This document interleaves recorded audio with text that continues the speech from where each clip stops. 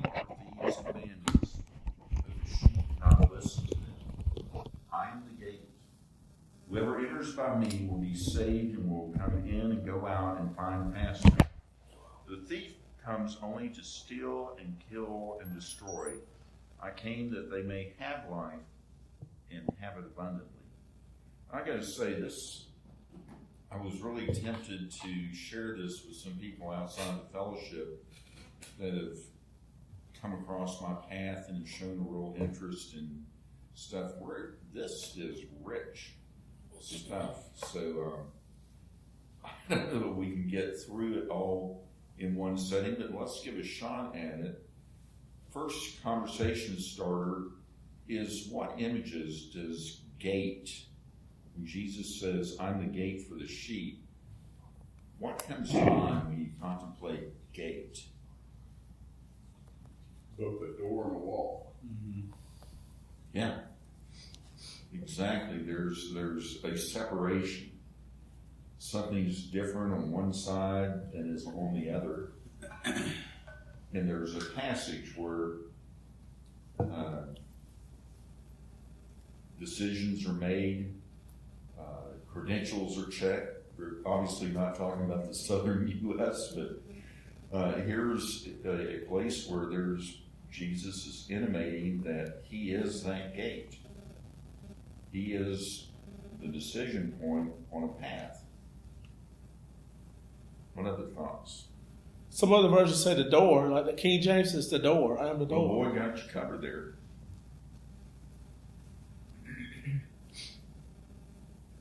Any other thoughts?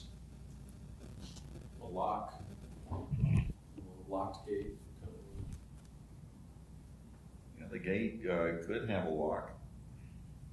In this case, maybe the lock is our stubborn attitudes. Because you'd think if Jesus is the gate, all you have to do is ask. But yet there are, as they say, some nailed to the cross of the familiar. That won't. I'm not a hunter, but I kind of pictured somebody's hunting ground where they had, the gate there and it said, no trespassing and everything else. That if you tried to enter any other way, then you were trespassing. You be a criminal act. Where this says the point basically says the same thing. So that was kind of a picture I had, and of course, I guess in this case, the gate also refers to those of us who believe there's only one way to God, the straight and narrow path, that Jesus is the bridge. So that's another thing that makes you think of. Yeah, that can be a very polarizing thing at brunch Sunday, and I usually after church go to the Houston's out there on the north side, and they all know me, so they ask me, did you preach or did you teach this Sunday? And I answer them, and they ask how did it go, and I'm talking, this woman next to me said, well, why don't you teach about? And it was very obviously a religious topic, and she just lays into me. So why do you think you have the right answer? Why do you think you have the only answer? And I said, I'm not here to proselytize. I'm there to give the message to those who want to hear that message, and if you don't, that's fine. That's okay. But we can see where at the gate that can be also a point of conflict. Thank you, Mike. What are the thoughts? And I'll repeat that, we're not looking so much for a specific right or wrong answer, but instead we're looking for a kind of discussion that will clarify what Jesus is, what message, because it does say Jesus used this figure of speech with them, but they did not understand what he was saying to them. And you can see Jesus out. I'm watching season 3 on The Chosen. You kind of envision Jesus going, what am I going to have to say to get this message across? But it's a very human thing to not understand what should be kind of obvious. in our society, we have gates that are usually barbed wire. Barbed wire, I don't know when it was invented, but it's 100 years, 200 years at the most. Prior to that, when I visit the Middle East, there's walls. There's these brick walls all around. So so the gate is the only way into a fortress, or the only way into a pen that is a solid wall. That here with barbed wire, you kind of sneak in or go around. These walls are, I think much more fortified. Yeah, it can be an area of vulnerability. If that gate, that door is not manned or not manned properly, that could be the vulnerable part. Well, I think, if we're going to use universal statement, it's the only part of getting in and out. And then you're saying is the vulnerability and the access is controlled by the gatekeeper. Oh, my dachshunds had, it's the last place they were going. When I was growing up, I had a bunch of dachshunds. They would, they'd be bored. I think if they could run through a gate, they'd always like to tunnel underneath the fence. So, I don't know. That's just teasing, but they seem to be quite adept at going under walls. So, 1895. Okay. Got our fact checking. Let's move on to the second one. Jesus talks about the sheep respond to the shepherd because they recognize the shepherd's voice. So my thoughts are, what voices do you recognize? And the counterpart of that is, who recognizes your voice?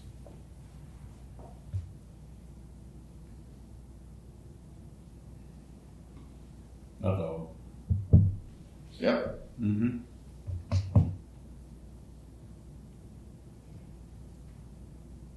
A lot of other people recognize voices, don't pay attention to them. Your children? Yeah. My wife says the dog is tone deaf. He can't hear her voice.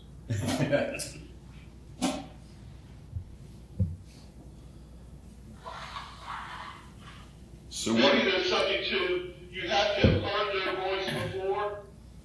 I think there's a lot to You that. have to recognize somebody's voice you haven't heard speak or talk before. Absolutely. In our choir record, he tells the story that one of the choir tours to Ireland, they were out in a rural area and they encountered an old man in the middle of the road. Stopped and talked to him for a while.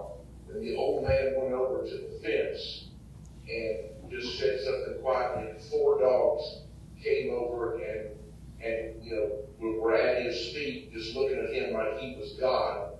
And then after talking to him softly for a few minutes, he gave a little hand signal, and the dogs took off.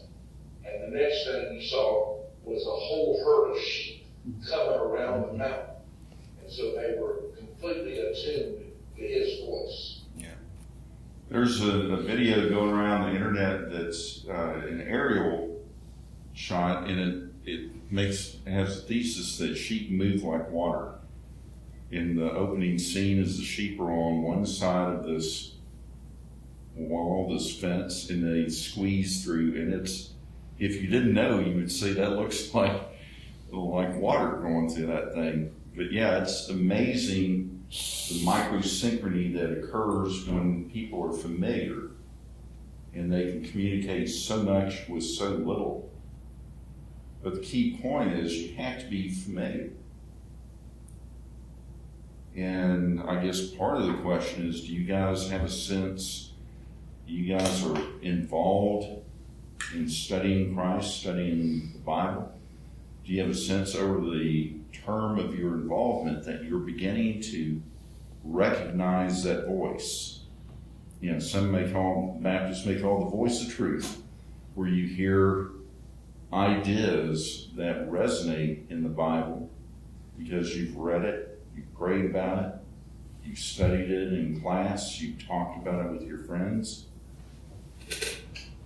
To me, I'm counseling a few people right now who are going through rough patches in their marriage, and it's kind of depressing because they don't have this grounding.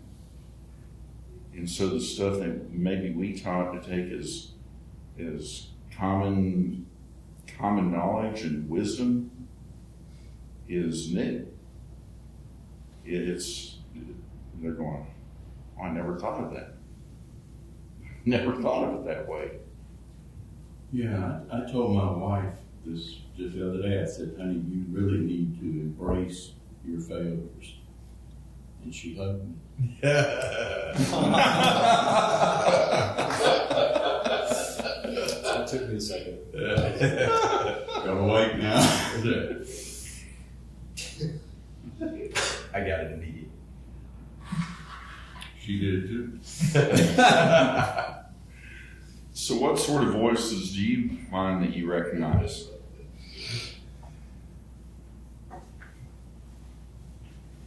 In other words, is there a Christian speak in your life?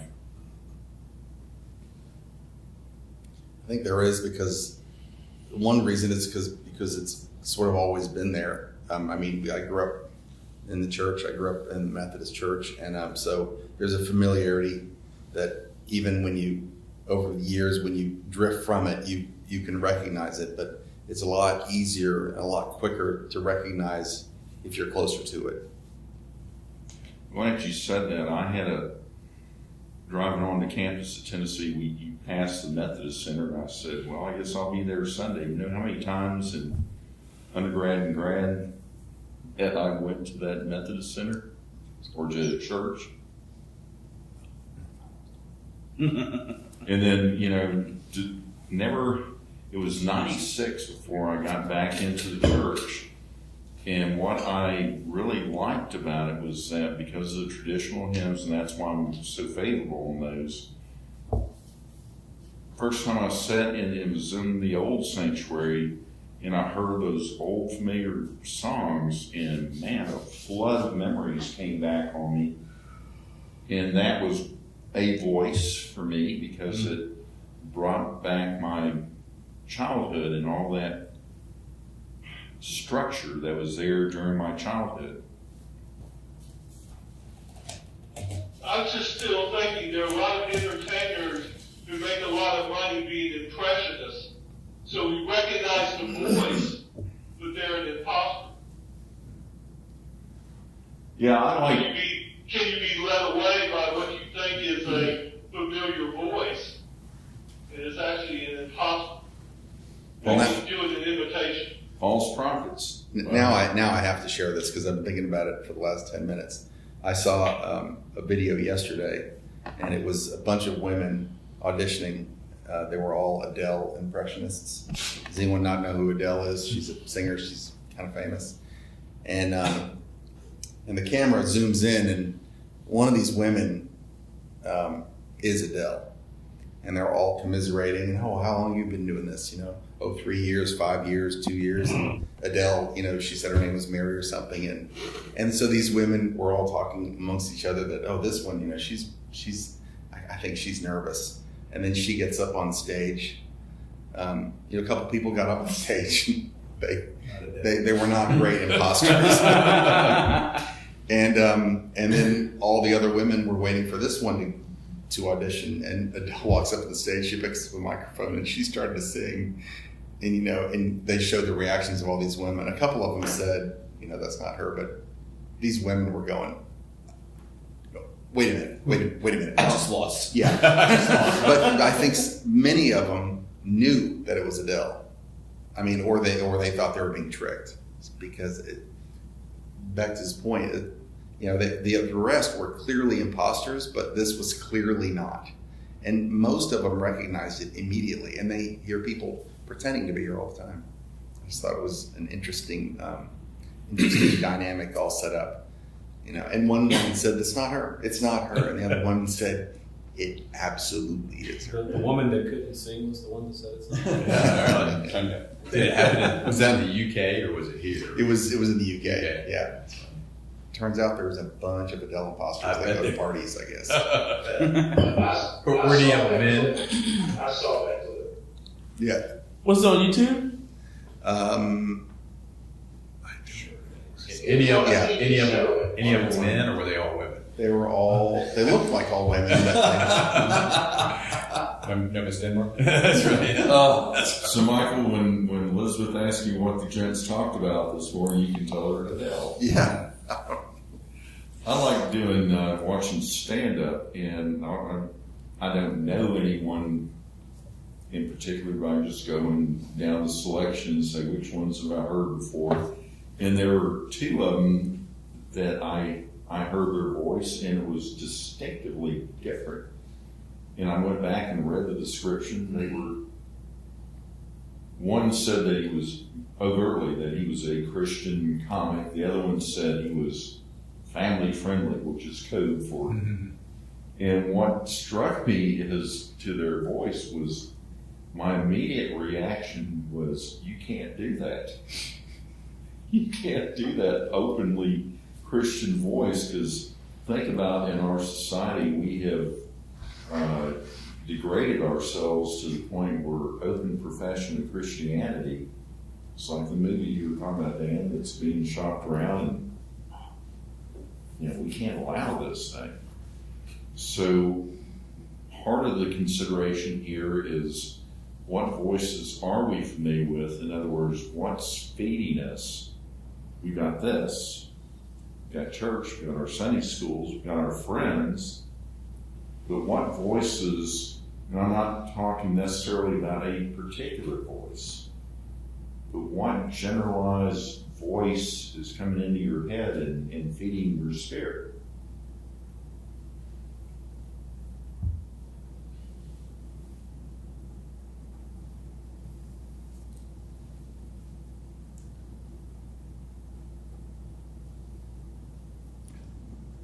I agree. Seeing acts of kindness,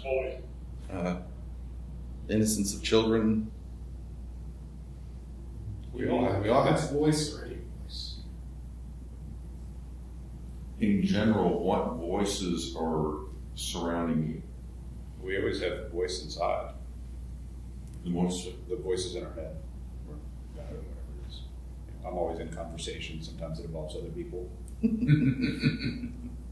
Yeah, I'm quite sure there are a lot of people that, because oftentimes try to rehearse for a speech, and I'll to myself soft speak it and try to get the intonation right. I'm sure people are going, what's wrong with them? I got one that's coming to be quite a treasure. We call it the Sunday Reflection. And we can have anywhere from 2 to 6 guys, and that's a voice. And we have some of the most compelling discussions. These are all people that got to know one another either at Duke undergrad or at Duke seminary, and then in this case went to Harvard or to Duke for law school. And we decided to come together and talk for an hour each Sunday. And that's a voice. My Sunday school class, we have been together since 2006, and we communicate over Facebook and text and emails and everything, and that's the voice. And this fellowship is the voice.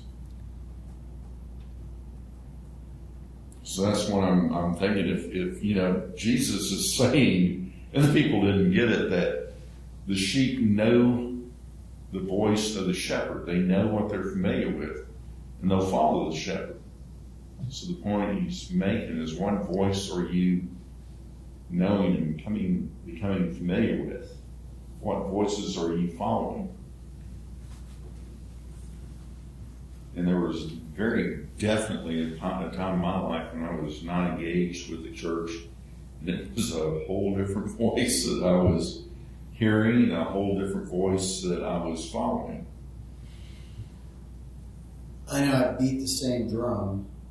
I've said it a number of times, but Jeremiah 17:9, the heart is deceitful and above all misleads you.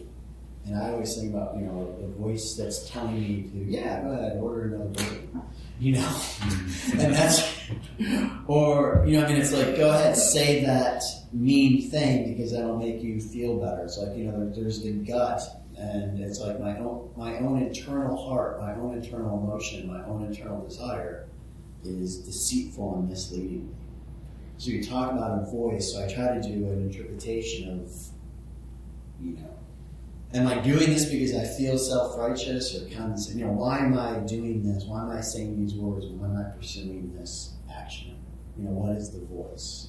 Am I listening to my own internal heart, emotion, greed, selfishness, manliness, or am I doing, something righteous? Yeah, I know exactly what I think he was trying to say. Is I got one friend in particular that seems that, I don't know what it is within his psyche, but I said to him once straight up, I said, Dean, y'all don't know, never will. So Dean, sometimes we have these ideas that come into our head, and it is okay to just let them remain there. So you don't have to come out. Thanks for changing my name in that story. But I don't think Dean's alone in the sense that... Well, do you find that what I'm seeing is that a voice I'm hearing is a voice of mercy and a voice of kindness that contemplates, if I say this thing, is it going to hurt this person? And if it's going to hurt that person, is that necessary? Or are they putting themselves or others in danger unless I speak? And if they're not, then you shouldn't be correcting them. I'm not talking about just being a moralist. I'm talking within the context of somebody asked me, well, why do you believe in Christianity so much? Are you trying to be a moralist? And I said, no, I'm a follower of Christ because I genuinely believe it is a superior way of living in any measure. So let's go on to the other side of that coin. Do you think there are people out there that would recognize and follow your voice?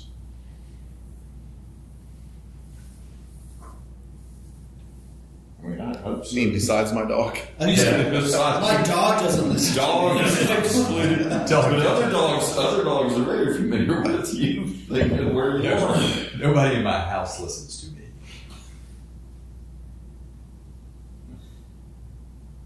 Ditto. I guess a similar story to that was I had a friend who had to teach a college course over the Christmas holiday one time, and it was Thanksgiving time. And she said she got tired of, they were always, you go around the room and ask, who are you thankful for, blah, blah, blah. And she decided to turn around and say, who is thankful for you? Bingo. That they fed you, and if not, you need to get to work on that. Exactly. And I think just being self-deprecating there, I would hope, because I consider you guys to be of high and sound character, and I would hope, and I think as a reality, that there are people that they may complain and vex, but I would think that you all have a circle of influence out there that people say, this guy's trustworthy. I can depend on it. If they've got a problem, maybe they come to you. So I do think everybody in this room, everyone in this room has a voice that is recognized by some bodies, by some people. It's both a responsibility and a burden. You think about, well, I have a voice and people will listen to me, and so I'm going to communicate these things that I think these people, should hear. Right? The other side is basically you're communicating when you don't recognize it as such, but people pay attention. And so it's a burden in the sense that you think about, well, wait a second, now I'm communicating things I really don't want to be communicating. And so that's kind of the negative side that you have to be aware of, which is difficult when you think about the influence you have over people that is communicating the wrong thing. There's a responsibility. Yeah. And I know in the business context, I have people that I've come to know and I trust, and I've introduced these people to some people in this room. And I do so because I'm thinking, well, I know this person, I'm good with both of them. Let's put them together and see if they can do some business. Because I have come to know their voice, and maybe they have come to know my voice, and there's a trust. So that's what I'm, I guess, twofold. You should be having a voice out there with Christianity's a participatory sport. You don't just go up on a mountaintop and meditate. You're out there, your mind's on the mountaintop, but you're down there in the fray, in the valley. You're operating in a very sloppy and ugly world at times. And there is definitely a need to have that voice of clarity. Ty Tippett, with your amazing social and professional circles, what are your thoughts on this? Are you locked? Is your video locked? He needs a new profile. No, my video's good. He said he wanted to be a ventriloquist later in life. I was just thinking, if somebody's taking their voice on me, I feel sorry for them in some ways. But I remember the head of SunTrust one time, he said that when you're not aware of it, at all, somebody at all times is taking their signal off of you. And it might be a positive signal that you're emanating off, or it might be a negative influence that you are having on other people. But even when you're not aware of it, somebody is taking their signal off of you and the attitude that you manifest. Yeah, absolutely. And it's a sad case, and this, I became aware of this when I first started this quest to be ordained. And I noticed there are people out there that the only thing they know about Christianity is when you're not consistent with it. Because I was reminded, they didn't know jack about Christianity, but if I did something that was not consistent with my profession, they were very quick to point it out. So yeah, you're being watched a lot more than you think.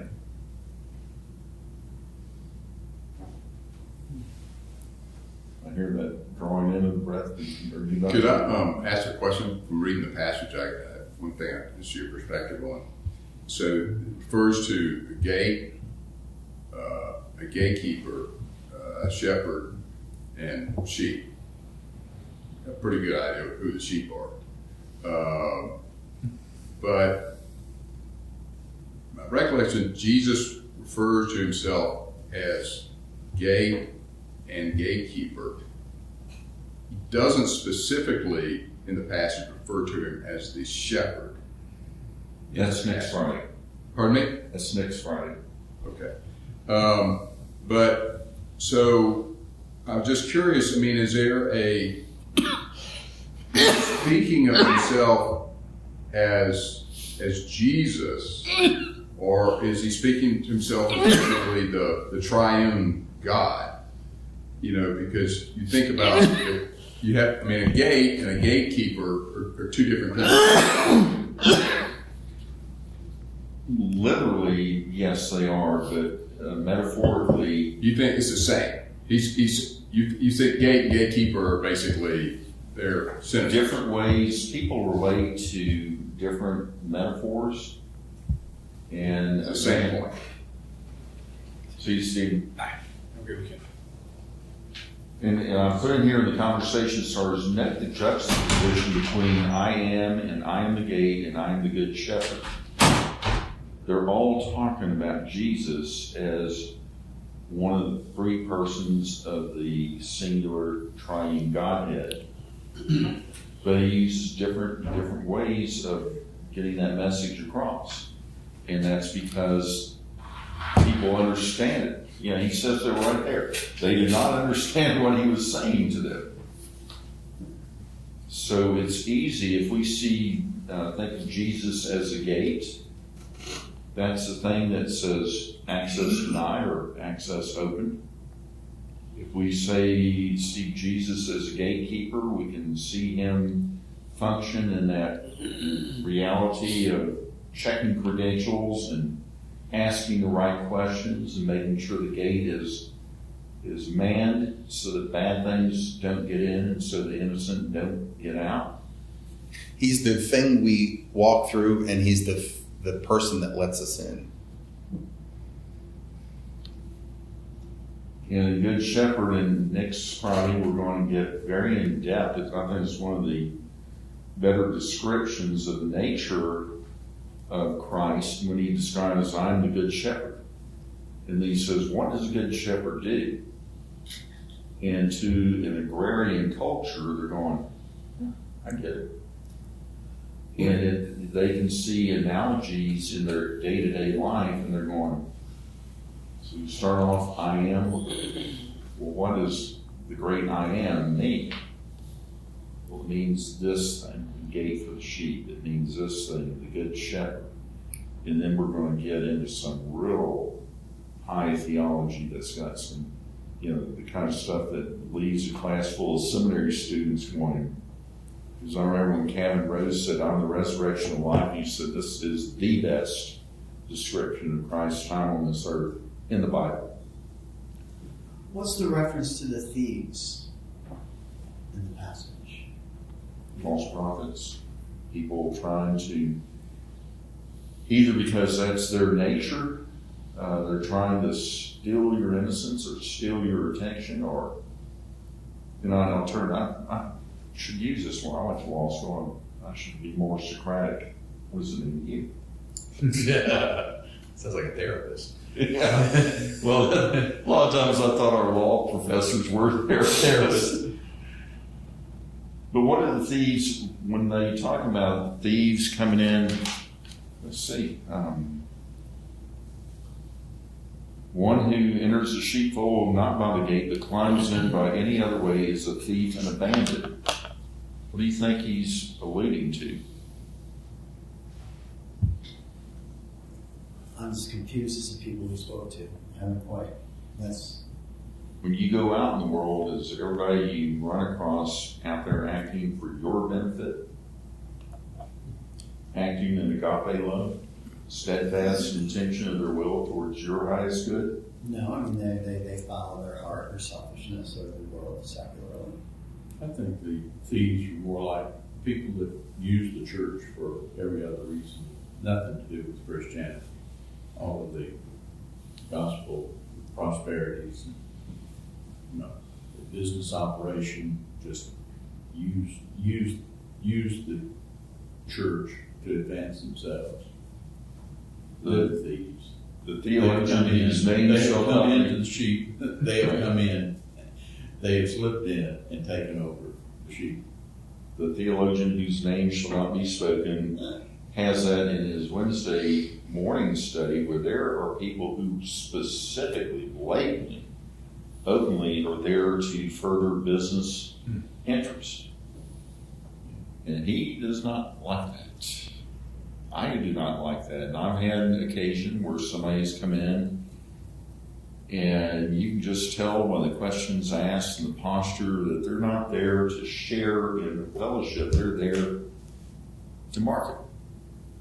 And it detracts from the witness. Now that's not to say, and I am very favorable if you've got people of good character. Absolutely. I've done it with a few folks here. I'm going to be doing it this afternoon. Putting people I've met in the secular world together with people from this or other fellowships.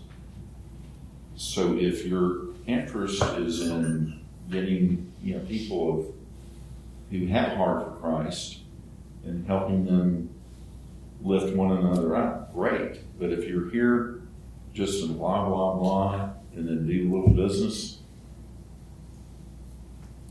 every Wednesday at 8 o'clock, you go out there and they're working the crowd.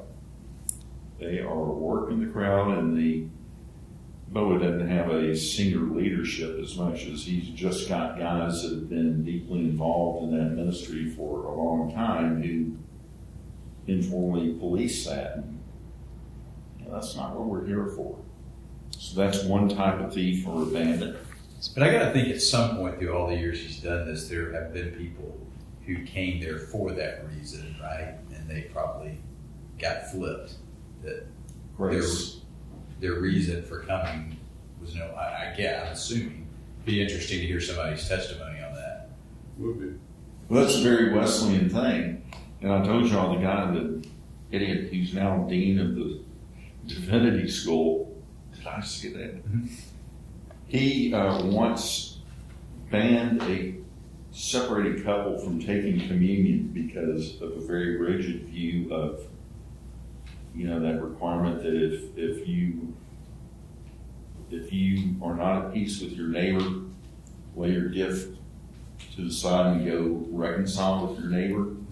And John Wesley would nobody's ever be able to take communion if that were. Yeah. And Wesley said, no, we want to make allowances for grace. So absolutely. And I think that's why Boa entertains that, because he hopes that there's going to be some opportunity for grace, that if they will listen to the message and see how the people interact with those people, that they will be drawn in. Another aspect of church and business and maybe conflict is most of you or all of us know about the Dogwood, this lovely little shop here. It's nice and tucked away and it's great. But years ago, there was kind of a push, and some people wanted to put the Dogwood on the front of the church in this corner where there's kind of nothing there at the end of that building. And they wanted to put it there to promote it and to get more people to come. And I'm sure some people said, hey, it would bring more people to the church, but they wanted that, that storefront business thing on the front of the church. And there were some people that said that's not a good idea. That's not how we want to present ourselves. So it's still tucked away here in the back. And sometimes I think about that. I don't know if it relates to this, but it kind of does to me. Well, the Lodge went through that. They were headed, at one point, it got to where 80% of the crowd was not only not members of that church, but not interested, and this was just a nice free space for them to kind of do whatever. And they swung the other way to where, I was there last Friday, and there were 2 people in this beautiful facility because they had swung so far. And where was this? The Lodge. It's right across the road from Peachtree Press. All right, Ms. Swanson. I've done my networking, so I actually just need to leave. So. There's no business. All in the weeds. There's no business here. Hey, you forgot to give me a card. I'll put it on your car. Okay, so I didn't think we were going to get through this, but if I'll think about it. Do we want to finish up the other half of this next Friday, or do we want to? It's 2 months easily if we just go through one item per Friday. But is it necessarily a bad thing if it goes into the third month? I don't know. But I'll leave this, and I think it's probably a good exercise if we finish each session with something to be reflected upon by you folks in this until we meet again for this next week, and that's I came that they may have life and have it abundantly. And that could be a whole session unto itself. What does abundant life look like? And it's the distinction between joy and happiness. You can be sitting in prison or in the hospital and have an abundant life, And you know darn well you can be sitting in a mansion and have nothing. So think about that. I'll reach out to a few of you, and if you have opinions on this, let me know. We've got half the conversation starters we didn't really touch on. And for this question alone, I'm inclined to do this again next Friday. One of Don Harp's legendary sermons that he had given over and over was entitled The Abundant Life. This was a really good sermon. I don't know if it can be found or on YouTube or recorded or something, but it's I bet. All right, any prayer requests outside of the obvious we announced at the top of our hour? So my father is 92, and he is in the hospital, and he is really in a bad way. And so the prayer request would be, so I've got luckily 3 siblings who are all engaged, which makes the load manageable. And that's how I talk to my friends who are single children and dealing with this. It's a total different ballgame for them. So we were able to spread work, which makes it manageable. But I think we're hitting the first stage where you get to decide what you're going to do. I mean, we don't, the feeding tube, the continuation of life, how much do you spend to try to, keep things going? Is this the life he wants to live, and that kind of thing? And it's going to be an interesting discussion. I don't know that we're going to get blessed with the phone call, well, your father passed away last night. I don't think we're going to get that. Yeah, Is he cognizant? Well, yes, he is, but he's also talking nonsense. But I mean, he recognizes me,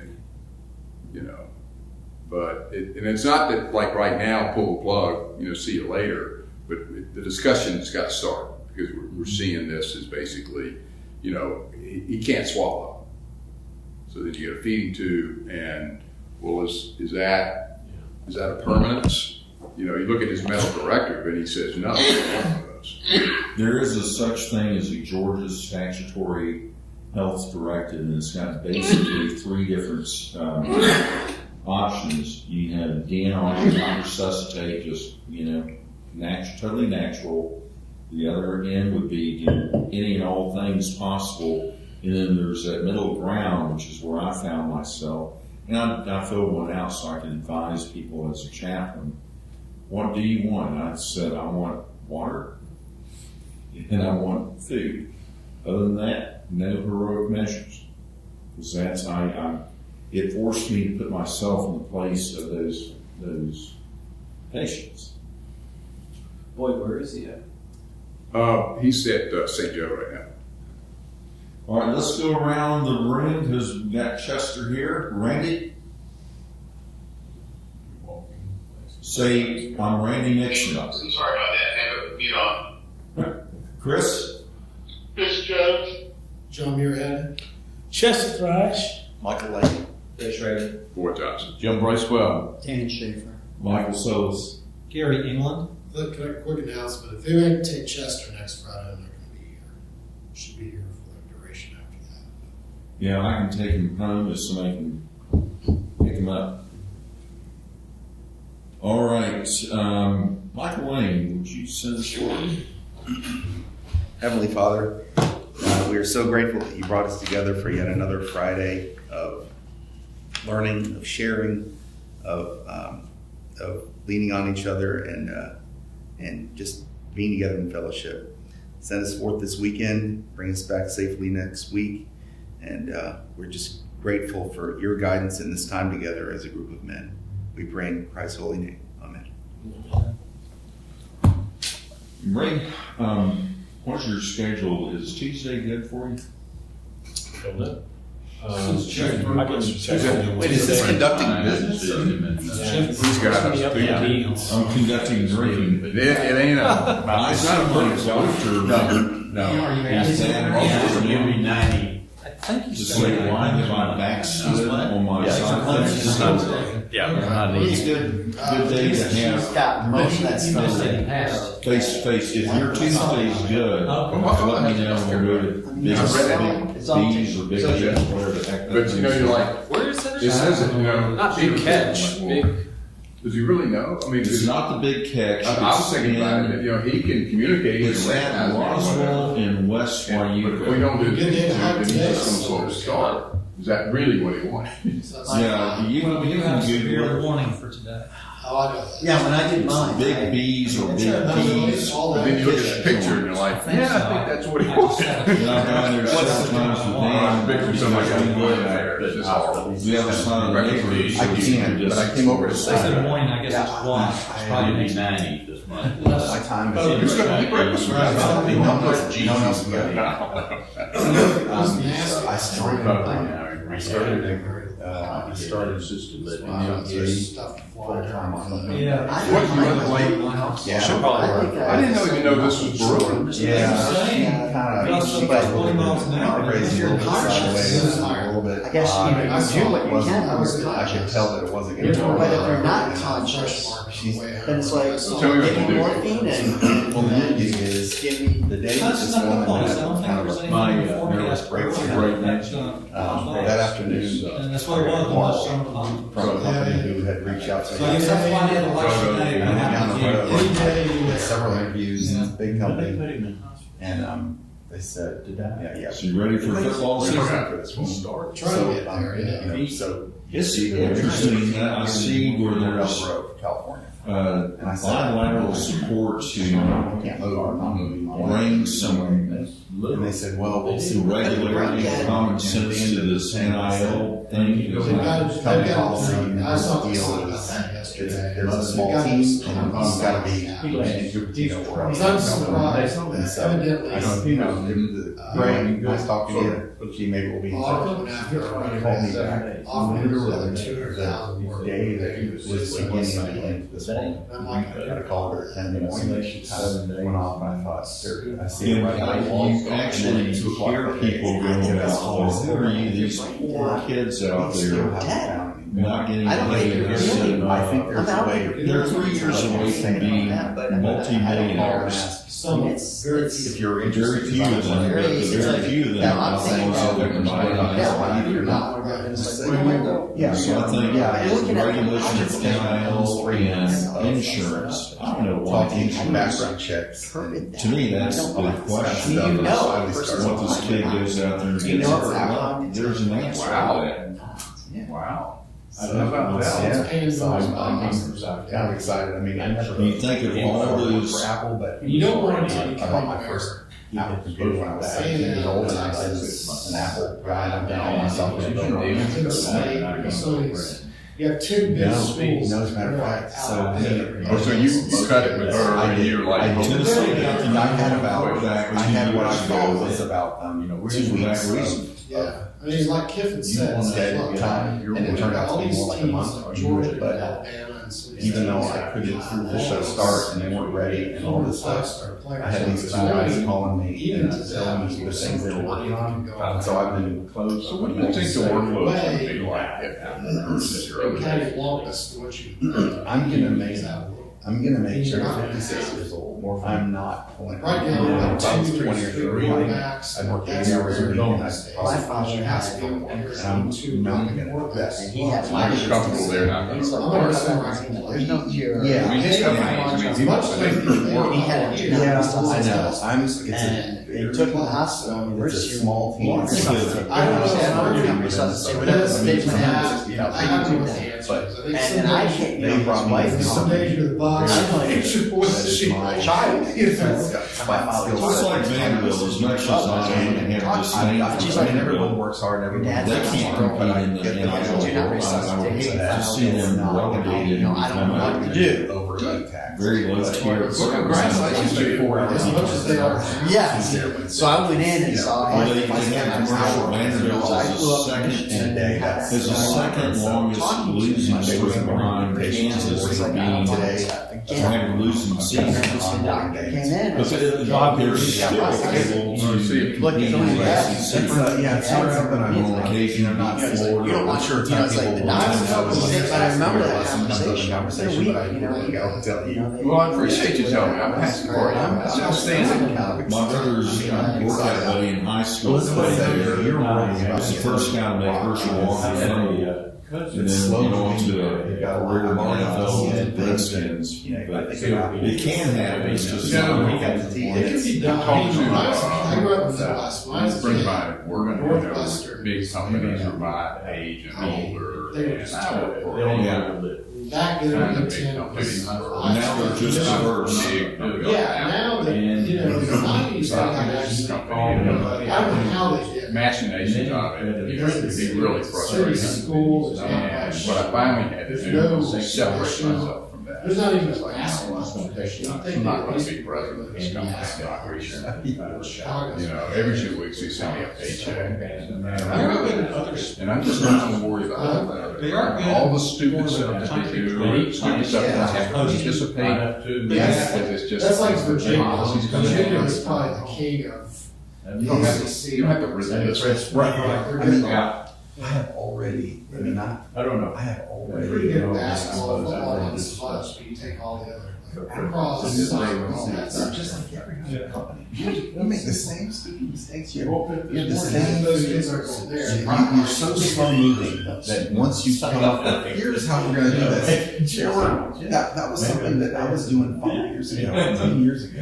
Well, And I wish it wasn't like that, but I definitely recognize it. I'm just gonna have to do it. Yeah. Thank you. It's just, yeah. I'm Big I'm stride. excited. I know but it. I hate Apple's that. made up That's stupid. people to do No, it. no, But just yeah. like any other company, it's not like, we all sit around designing iPhones. Oh, the story. Now, when